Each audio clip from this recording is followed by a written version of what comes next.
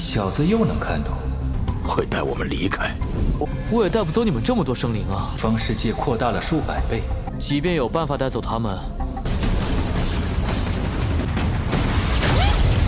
这通天阵撑不了太久。好像上古大阵都能活下来。老娘还在家等我回去吃饭。陈天，真要进去吗？整个秘境都是人家的地盘，我无法带走所有妖兽。开还犹未可知。 Halo guys, balik lagi bersama Mimin from Zero. Di video kali ini Mimin bakalan kembali melanjutkan alur cerita Donghua berjudul Lingwu Dalu atau Lingwu Kontinen part 50 ya. Seperti biasa sebelum masuk ke rekap ceritanya, buat kalian yang menonton video ini tapi belum subscribe, tolong di subscribe dulu ya guys. Dan jangan lupa nyalain lonceng biar nggak ketinggalan update terbaru dari channel From Zero. Playlist untuk Donghua ini juga udah tersedia bagi kalian yang baru aja bergabung dan belum nonton episode sebelumnya ya. Ya udah deh, nggak usah berlama-lama lagi, langsung saja kita ke rekap ceritanya guys.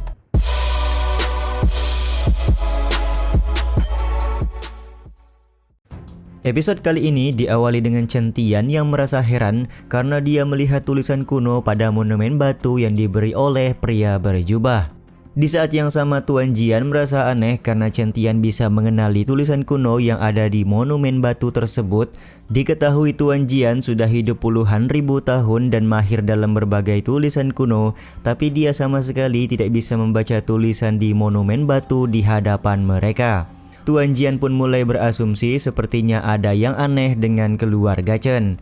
Di saat yang sama Chen Tian bertanya kepada pria berjubah apakah dia mengerti tulisan kuno yang ada di monumen batu.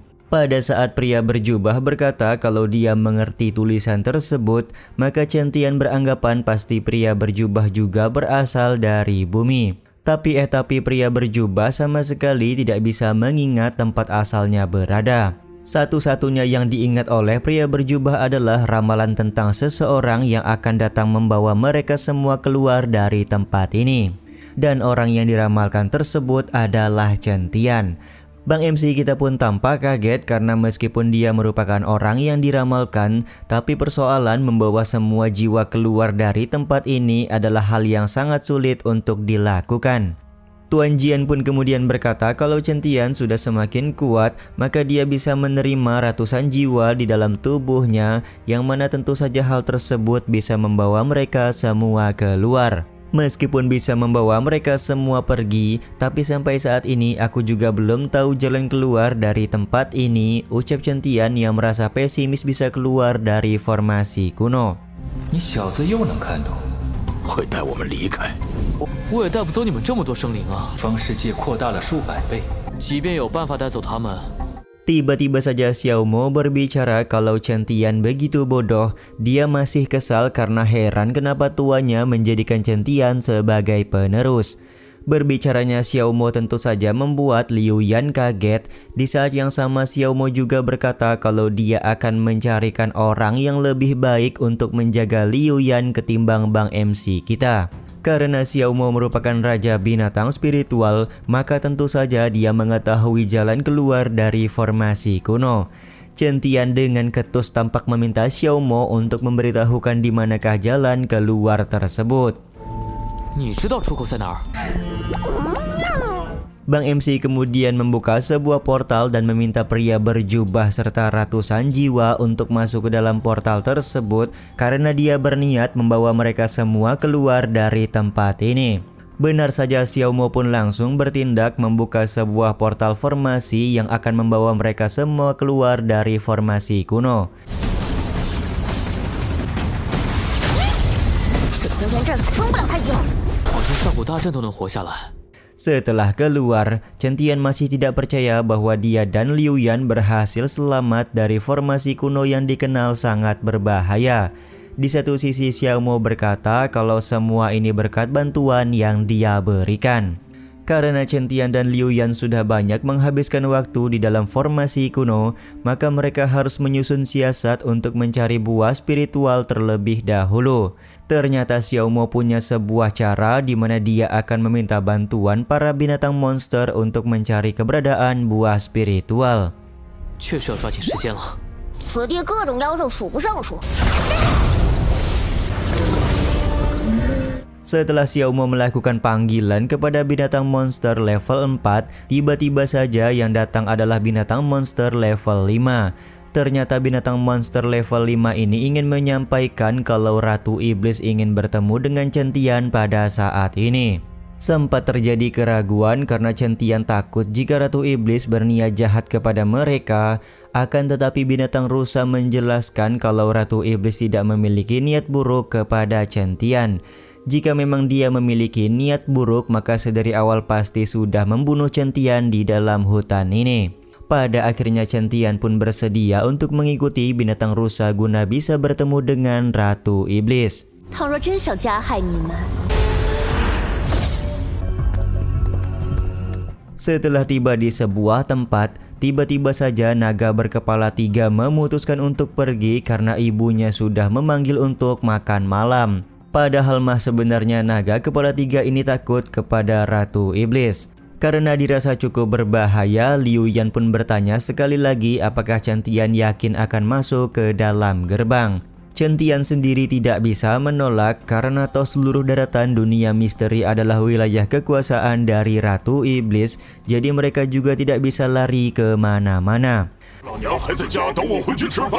陈天，真要进去吗？ 整个秘境都是人家的地盘， Baru saja masuk ke dalam gerbang, Chen Tian dan Liu Yan langsung disuguhkan oleh pertunjukan beberapa orang wanita yang merupakan klon dari Ratu Iblis. Di saat yang sama Tuan Jian langsung berbicara kalau Ratu Iblis merupakan jiwa yang banyak mencelakai makhluk hidup di benua kuno dan diusir oleh banyak praktisi kuat ketika dahulu. Tuan Jian benar-benar tidak menyangka ternyata Ratu Iblis saat ini berada di dalam dunia misteri. Dia pun menjelaskan kepada Chen Tian kalau seluruh tubuh Ratu Iblis dipenuhi dengan kekuatan pemikat jiwa. Jika terkena kekuatan tersebut, maka mereka akan berhasil dikendalikan oleh Ratu Iblis. 当初被无数强者赶尽， 见过妖王大人。 一旦中招， Seketika Liu Yan pun langsung menjewer Chen Tian karena Bang MC merasa heran kenapa roh kuno seperti Ratu Iblis bisa cantik seperti ini. Bang MC pun langsung bertanya ada tujuan apa Ratu Iblis sampai memanggilnya ke tempat ini. Ratu Iblis meminta Chen Tian memanggilnya dengan nama Mei Lin karena dia tidak berani menggunakan nama Ratu Iblis di hadapan Raja Binatang Spiritual yaitu Xiaomo. Mei Lin pun memberitahukan tujuan utama dia ingin bertemu dengan Chen Tian karena dia membutuhkan bantuan Bang MC. Dia juga ternyata mengetahui kalau sebelumnya Chen Tian dan Liu Yan sudah terjebak di dalam formasi kuno. Bahkan Mei Lin mengetahui kalau Chen Tian dan Liu Yan saling mencintai satu sama lain. Karena Chen Tian menganggap Mei Lin bisa mengetahui situasi di dalam formasi kuno, pasti dia bukanlah orang sembarangan. Jadi kenapa Mei Lin malah hendak meminta bantuan kepada Bang MC yang hanya anak muda biasa? Ternyata Mei Lin dibatasi oleh dunia misteri yang membuatnya tidak bisa membentuk tubuh manusia. Jadi selamanya dia bersama dengan binatang monster hanya bisa menjadi sebuah jiwa yang terjebak di dalam tempat ini selamanya. Mei Lin yang melihat Chen Tian bisa membawa Xiaomo masuk ke dalam dunia misteri, menganggap Chen Tian pasti bisa membawanya keluar dari dunia ini. Asalkan Chen Tian bisa membantu Mei Lin keluar, maka Mei Lin bersedia memberikan 10 buah spiritual kepada Bang MC dan juga Liu Yan. Akan tetapi dengan percaya diri, Chen Tian sangat yakin kalau dia dan Liu Yan bisa mendapatkan 2 buah spiritual tanpa bantuan dari Mei Lin sama sekali. Mei Lin pun berkata jika dia mengutus binatang monster maka Chen Tian dan Liu Yan tidak akan pernah bisa mendapatkan buah spiritual tersebut dan bahkan bisa mati di dalam dunia misteri. Aku bisa keluar hidup-hidup dari formasi kuno, jadi kau masih berharap bisa membunuhku di dunia misteri ini? Tanya Chen Tian dengan wajah percaya diri di hadapan Mei Lin. Mei Lin pun kemudian mengembalikan omongan dengan berkata kalau dia menguasai dunia misteri sudah 5.000 tahun lamanya, jadi tentu sangat yakin bisa membunuh Chen Tian. Chen Tian pun berkata kalau dia tidak bisa membawa pergi semua monster yang berada di dalam dunia misteri. Jika membawa mereka semua pergi maka akan menimbulkan kecurigaan di klan langit. Ternyata Meilin tidak berencana membawa banyak monster, di mana dia berencana membawa beberapa orang kepercayaan saja untuk mencoba keluar dari dunia misteri.